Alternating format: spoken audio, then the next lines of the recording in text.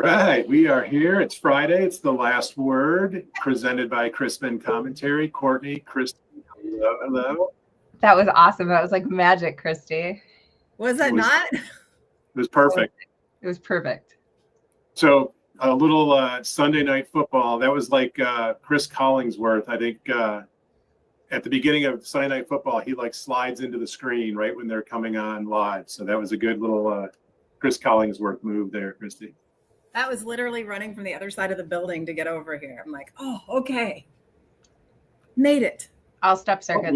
We are here, and we'll see if KP shows up. I think he was battling some stuff this week, some yucks. So we'll carry on without him or until he arrives. But we made it to another Friday. The world has not collapsed completely. But yet there's still lots of stuff out there. Where do you guys want to start this week? That painful loss of the Pistons last night. Yeah. Oh man, it was like they're so close yet so far. I have something to start the whole thing. Okay.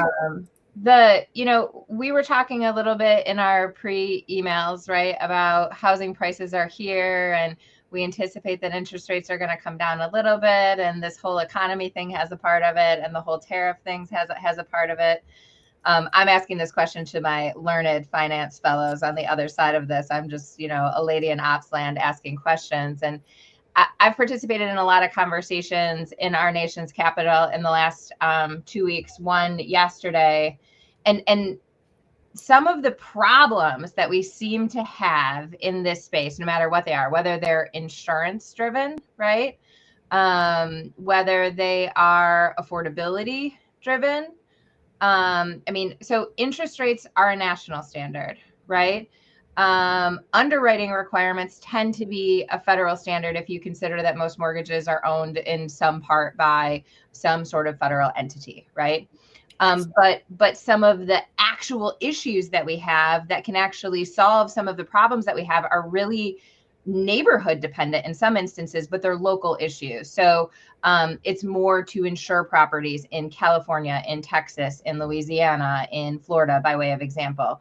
We're learning more in the insurance space that if you use special materials or, if you build the houses, to modern standards, you can adjust the risk of that policy, but it's only at the house level. Right. And I'm just wondering, in this world where it feels like we're even going to be regulated less at the federal level, right? There's going to be more regulation at the state level. Here's my question.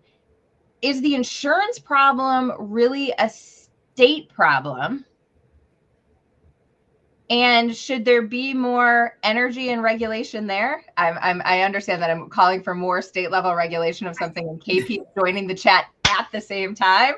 And so he didn't hear you. He's not gonna. I keep going into rooms. We keep saying we don't know what we need to do about tariffs. The insurance problem's so big and the whole world's falling down. We haven't seen the hope that we were seeking in 2024 with regard to interest rates, coming down to a more reasonable place. But I'm not hearing anybody talk about solutions. Have you guys heard any good solutions in any of these pockets? And are the solutions really at the local level? So I'll share something that when you think about the local level, I think there's got to be a bridge between the local and the federal. And as an example, here in Austin, there was some great work done around accessory dwelling units. Yeah. And right, getting them added and all the things, right? And this great work was done. And you know how many have been built? I think like 0, maybe 3. It didn't have the impact that they wanted. And for a variety of reasons.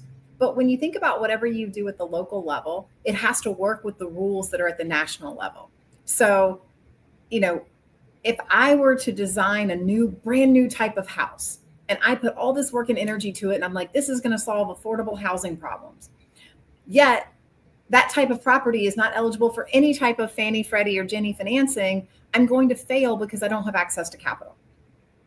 or if that property can't be insured because I built it with these space age materials that Elon Musk brought back from the moon or whatever, then and I can't get it insured, it's not going to work. And so when people operate in silos, I think that creates the reason that you're feeling like there aren't any solutions, is that they aren't all encompassing. And so by the time you see a solution, it's like, well, yeah, that's not going to work because of X, Y, and Z. And so how do we get all the stakeholders in the same room that have the knowledge of how the things work to start to brainstorm ideas for solutions? I love that. A lot So, there. well, I know, but from a servicing perspective, I've always said, let's have a national foreclosure standard. Why? Because we have to do something different in all of the pockets. Even Fannie, Freddie, Ginnie, let me try it again. Fannie, Freddie, VA, USDA, and HUD all have different standards and different waterfalls that servicers have to deploy. And we are curious about why there's not good loss mitigation technology, or maybe we're not curious about that anymore because the tech can't keep up with the rule changes of those 5 entities alone, let alone states, right? And so I don't know. I agree that all the stakeholders need to get into a room, but what is better regulated where? And how do we look at this? Because at the end of the day, I think lenders are all just competing to make the next loan, right? And that's actually as local as it gets. That's an individual human story, right? Well, those individual human stories matter because what they go through, because to your point, there are the regulations and the rules that we have to follow. But then you put a human in the mix, and man, that's going to throw a whole bunch of kinks into there with how do we fit their work, their lifestyle, their family, their budget constraints, their income. Like there are so many individual pieces that come in. I mean, what about their dang goldfish? Like, these are all the things that we have to think about, and that human story matters. The goldfish needs an ADU, Christy. And that's the answer for Austin. Everyone in Austin, you make an ADU for your goldfish. Go, KP. I'll just say I was on 4 minutes before start time, but apparently there was a new link today. So thank you for texting. Let's blame the producer. No. Wait a minute. No. It's me. Wait a minute. No. Well, I will say this. It's a blessing and a curse, right? So I was having this discussion the other day, Tuesday night, with two gentlemen from Albania, from Easy Home Loans, great correspondent of ours, and then A1 AMC, one of our AMCs. We do like this Mediterranean deal, like out at Glendora, Garden of Eden Cafe, great food, been there a few times, smoked cigars and hookah and all this stuff. And then I was deathly ill all day Wednesday, but we won't get into the fact that your boy here lost like 2 pounds throwing up Wednesday. But I feel better now. Haven't eaten anything today. It's 10 o'clock. Part of that discussion, one of the reasons why we don't have a war in Yugoslavia anymore is because they kind of took this same approach that the United States takes. It's like this loose republic of states, right? People in Albania are different than Serbia or whatever the case may be, Croatia. Just like every state is different here, the way they manage ADUs. California, for as horrendous as it is to do business here, they're really good about ADUs because they feel like it's a way to champion home affordability. But when it comes to foreclosures, Massachusetts or New York or Illinois, it's like, oh, the borrower didn't make their payment. Let's give them 3 years to figure out why. In Texas, it's like you go see a judge and they're like, you didn't make your payment, you're out. 90 days, you're foreclosed on. Have a nice day. So every state kind of operates differently for different, objections. And this loose republic that we have in the United States, is difficult it is to navigate through. It allows us to be, 50 nations in one. And there are different philosophies on housing. And it sucks, but it's job security for you, Courtney, because, you set up a waterfall to navigate through all that stuff. The next big servicer, it's harder for them to come through. So then when you have a servicer that does a really good job, like a Mr. Cooper, you have a bigger servicer go by them, like Rocket. And so 1 in 6 loans now are under one umbrella. So, it's tough. Regulation's tough and it's different. And it's a double-edged sword that cuts both ways. I wish, I used to go to this really great think tank called the Housing Renaissance. They used to do it down at the lodge at Torrey Pines, which was super cool if you're into the spa or golf or whatever for, whoever's out there. And we would have this discussion, like we'd have all these think tanks and bottom line is like, when it comes to housing policy, so much is done at a local level. Permitting is done at a local level. The red tape is done at a local level. And, trying to get the $100,000 it costs even to open a door anywhere. I know because I've got, 3 construction projects going. It's a lot of money, and it does hurt home, building, affordability, workouts, foreclosures, all that stuff. And but again, it's like, do you want one big federal regulator telling everyone how to do things? They're not going to get it right with 50 different voices in the room, plus all the counties, plus all the municipalities. So yeah, it's a bang your head against the wall argument that's not going to go anywhere. I mean, it also is part of the overall cost to produce a loan, the overall cost to service a loan, right? Especially from a documentary perspective, yeah, right? It would be a fascinating study, and I'm not volunteering for this, would be to really look at like a single state originator / servicer and like truly look at their cost to produce versus a multi-state national. And you got to level it off for scale and all that stuff, but it would be an interesting services are in an amazing position. I know I've stated this before. I'll say it again. For originators out there, first-time homebuyer hunting or new client hunting, customer acquisition cost, CAC is about $500 a loan. For servicers, it's $100. So servicers have a very cheaper, more inexpensive way to get the next loan. And so we've talked on this show about the battle between originators and servicers. It's what it is. It's just easier to take someone who's already under your umbrella.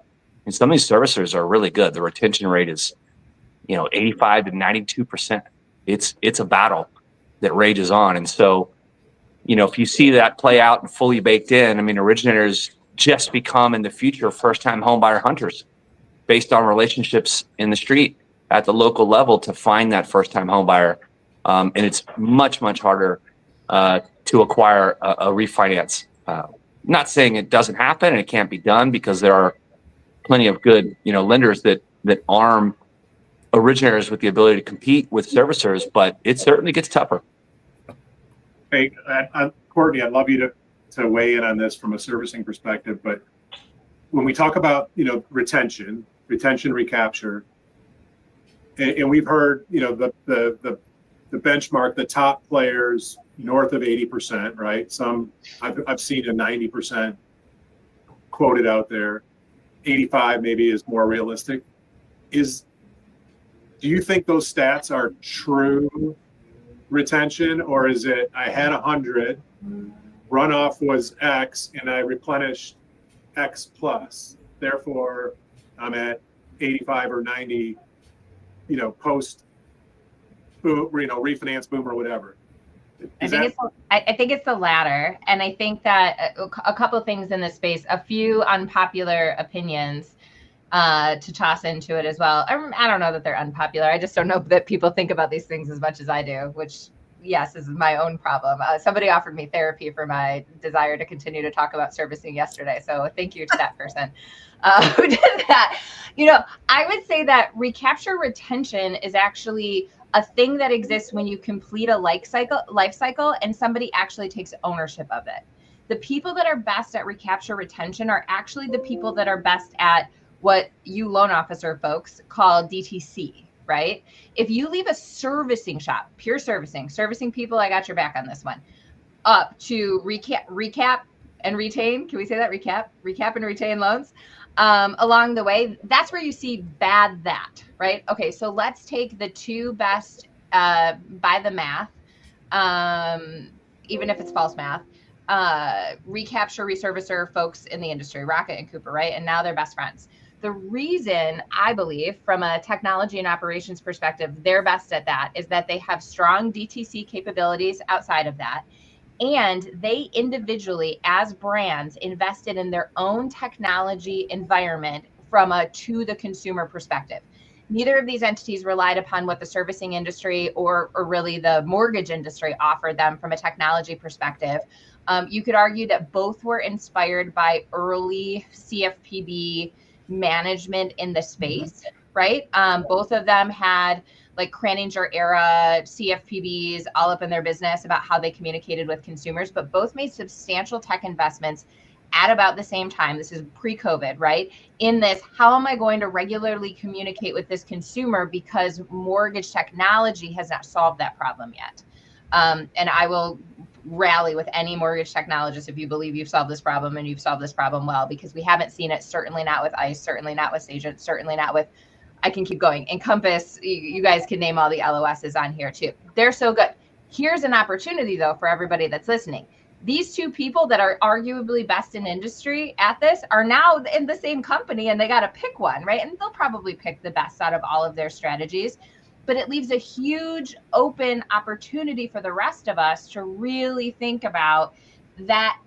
There's two gaps here. One, what is the gap between your servicing and your origination? And did subservicing make that even further away, right? If you subservice your loans, is that even further away from your lending channel? The answer is yes, right? And are there other solutions where I can continue to bring these togethers? I'm like full Michigan today, guys.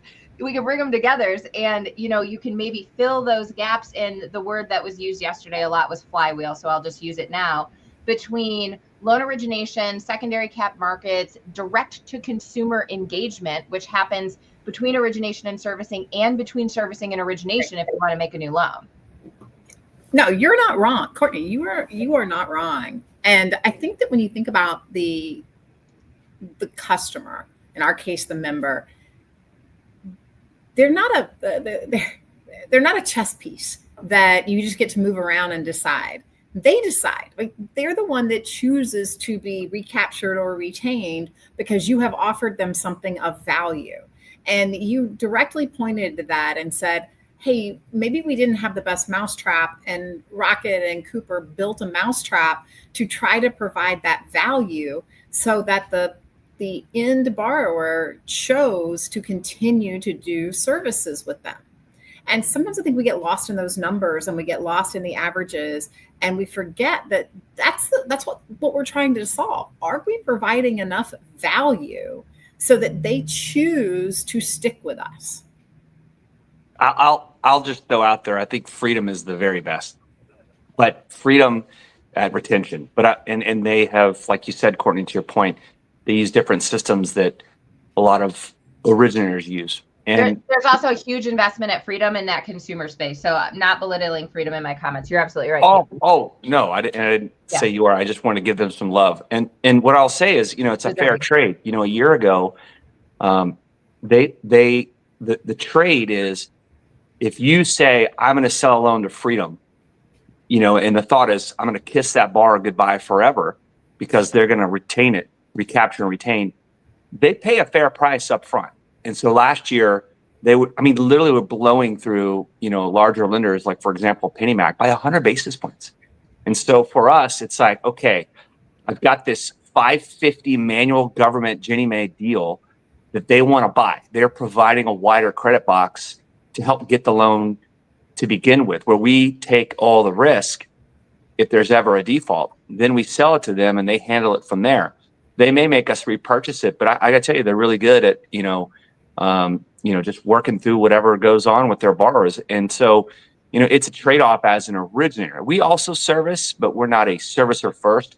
To play that game, you really have to lay out a lot of cash, and some people take out sub debt. Most servicers, if you look, I follow Ivy Zellman and their team. They're now owned by Walker and Dunlap. You can see who's taken out $500 million in debt of notes come due in 2030 at 5.5% rates, turn around and go buy that loan from an originator and then hold on to that asset for life and use their systems. And a lot of times the value, I hate to commoditize what we do, but on a refinance, a lot of times the value is simply, is my payment lower? If I'm an existing servicing client, what is my value if you get an email sent to you and it's a one pager, click here to save $150 a month, click done. I mean, that's the value for a lot of people that, are refinancing. So, I mean, literally the whole point of the refinance is to take an existing client and just make their payment better. And so that's the highest value that they're receiving. And so who's really, really good at that?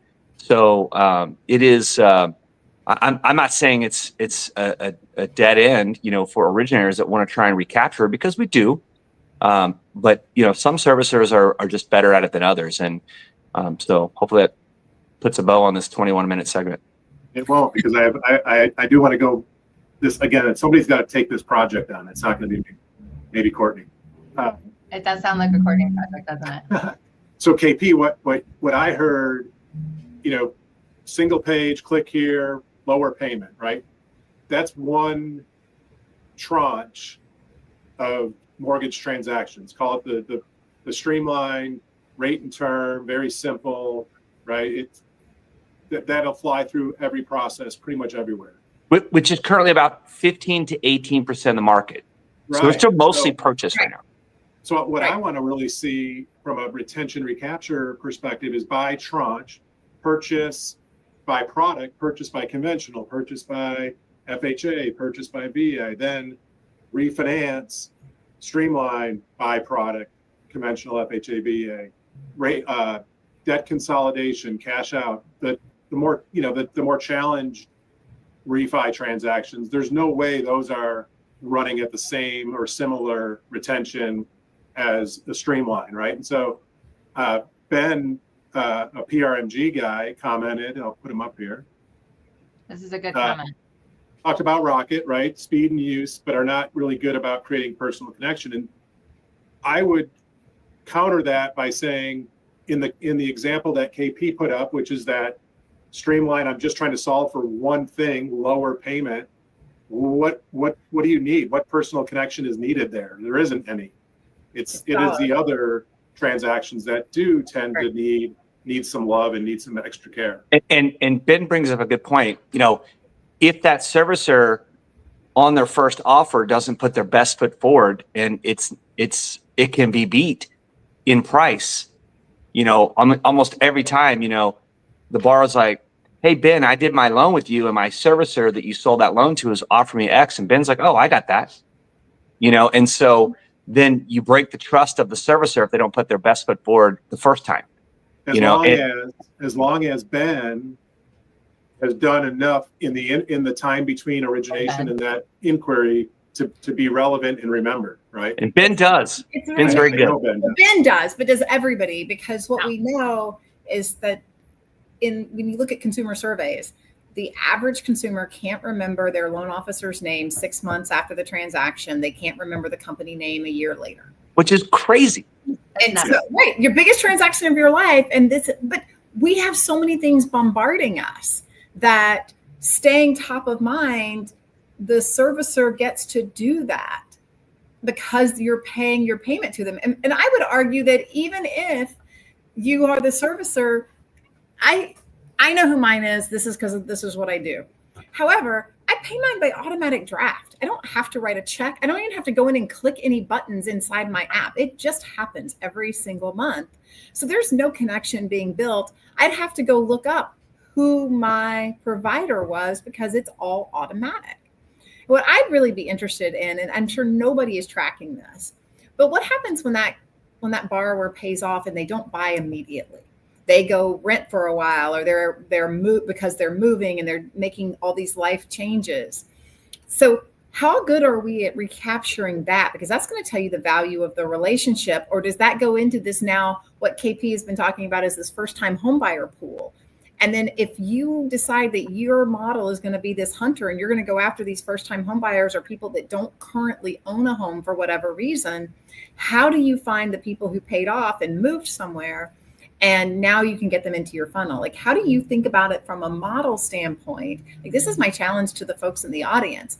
Are you thinking about the places where somebody is not the best? So maybe you're not going to get that rate and term refi. Freedom's going to get it, or Cooper or Rocket. Where can you pull business up? We have a special guest joining our commentary. It is the one and only Rob Chrisman from the Chrisman Commentary. And I got to say loud and clear, Rob, that my captain, Chris George, would agree with you. Absolutely. And I think that if you think about AI and all of its benefits and all of this stuff, right? The AI in the world, what it does it not do, right? It removes the heart from things. It removes the human connectivity from things. And at the end of the day, Christy, what you're talking about is the same thing. If your loan officer had a big old heart like KP, would you remember him? I would. Absolutely. Right. And so no one's probably ever accused you of having a big old heart, KP. But I mean, I'd remember Brian View. I'd remember Christy Suk. I would. Right. And I think that, that type of service is what, Brian, I'm stealing all of this from Brian's LinkedIn post right now, but I mean, it's this concept of being a loan advisor. It's being the person that you call when you're going to get a divorce. It's the person where you know that you can't make your payments in the future, that you can actually call that person because you trusted them to help set up a large financial transaction for you, one that scared you, right? And even a computer can't do that. But I like the use case, KP, of my servicer's telling me I can reduce my payment by $150 and bringing it to Ben and saying, hey, Ben, is that true? Well, I would just add, I mean, I've even talked to, some of our first-time homebuyer hunters. There's one branch manager that comes to mind in Cincinnati. He's like, man, I don't even look at refis. He's like, I don't even care. And, it's a huge opportunity that he's missing, but he's like, I don't even focus on it, So another way, obviously, for originators is to use some technology tools, CRM, triggers, alerts, all that kind of thing, to continue to have conversation.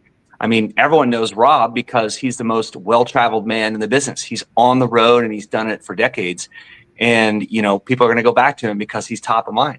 And originators, have that opportunity, and they can be the first mover in offering a refinance. Hey, I see that you're eligible for refinance, and maybe get out in front of a consumer, for a refinance opportunity before the servicer in a more personalized way. But I'll just say that right now, at best, I've seen 18% refis in the market. So this isn't exactly the best quarter or year to be talking about refis because it's just not really out there. So even though there's probably about 2 million borrowers, that the second we get to 6.25 or even high fives, they're in the money. And so, it's just something to think about, refinances. But when rates get low, there's a lot more first-time home buyers that have affordability. So all rates are the driver, and all ships, rise with that tide. The feedback from the audience is what really makes these conversations interesting, because this is like the exact opposite of Rob's comment, right? And so I would add another element to it and say, if the first time, shame on that loan officer, Kara. No, look, so this was going to be my point. I'm going to hold my finger up and be like, okay, I want to go next. So I'm raising my hand. Yeah. So you finish your comment, Brian. Then I want to comment on what Kara is saying. Kara, I'm not sure how she says her name. So I don't even know where I was going, but I'll try to get back on track. Something that I see loan officers do way too much is send their link. Here's my link to my application. And maybe that's where Kara started. Maybe Kara got the link. Kara was introduced to a loan officer by a realtor. That may have been the very first time Kara even knew this loan officer existed. She got the link, she clicked the link, applied, and then the processor, doing a great job, stepped in as part of the team and carried it through to closing. And so there's no way Kara's ever going to recall, the loan officer that she worked with, because she clicked a link and then was served by the team. That's where I was going to go with it, Christy. I think I was following right along with you. Like, this is what everybody here is talking about is building that relationship. And that is the differentiator of the local lender. And if you are not taking the time to build that relationship, I go back to realtors and the relationships that they used to build. They had those books. For those of you who are new to the business, you don't know about these MLS books. Before the internet, realtors had their MLS books that came out once a week, and that's how you knew what properties were listed. And if you drove around and you looked at a neighborhood, you had to call either your agent or the agent on the sign, and you developed a relationship with your agent because you called them to get information. And there was no pressure because they knew you couldn't go anywhere else to get that information. So you built this trust over a period of time, and it was through conversation, and that allowed for exploration. And when, back in the dark ages, when we typed things in triplicate on carbon paper, we met with borrowers face to face. And yes, I still have borrowers today, to Courtney's point. I haven't personally made a loan in many years. I still love to do it, and I wish I could get in there and do it, but I don't.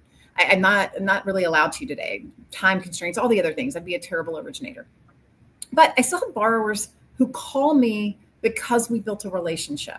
But it was built over questions and time. And no, I didn't send them a link. We didn't have that.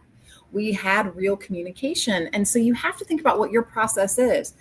Maybe your model is to be the most efficient, and you're going to continuously hunt because that's what you're good at. But if you think people are going to come back to you because you were the originator, Cara, I'm sorry if I'm saying your name wrong, because you made such a valid point, you're not going to win in that model. That borrower would be like, who was that? This is for Courtney. Who was that girl I talked to back in the day? Oh, no, it's that lady, Christy. Yes, she's on that podcast I see every Friday. I'm going to give her a call. By the way, I try to follow. Courtney's like a coach to me. So I listen, I learn, I use what I learn, and I put it in practice, and it's still backfired, and I still got people shooting me. So, well, guys, this was I love these conversations. Right? These are the real talks on the last word. Not to did the Earth just spin like super fast? That was the fastest show we've ever had. It was. I let you in late. Sorry about that, KP. I was listening. Guys, any closing thoughts before we shut her down for the weekend? Courtney, you go first. You get the last word. The first last word. No, great conversation. I think that we should continue to talk about this. What's local, what's national, and where those things collide. I think that there's a lot there. AP. We're broke. We're broke as a nation. We almost made it. We almost made it. Did you see we shut down 132 State Department offices. We are shutting down expenses. We are so broke. They don't want to admit it. I don't understand the pride coming out of the DC, but I love the fact that they're acting like we're broke because we are at 122 DTI. Christy. Got to get my where's the 10-year? We're at 4.275. So we're strong going into the weekend. Go out there and make some sales calls. Yeah, man, a lot of open houses. Hit the open houses tomorrow, loan officers. Get out there, be seen, be vocal, be visible, be seen in your communities. Guys, have a great weekend. Thanks for joining us. Come back next Friday. I'll have the right link next week, KP.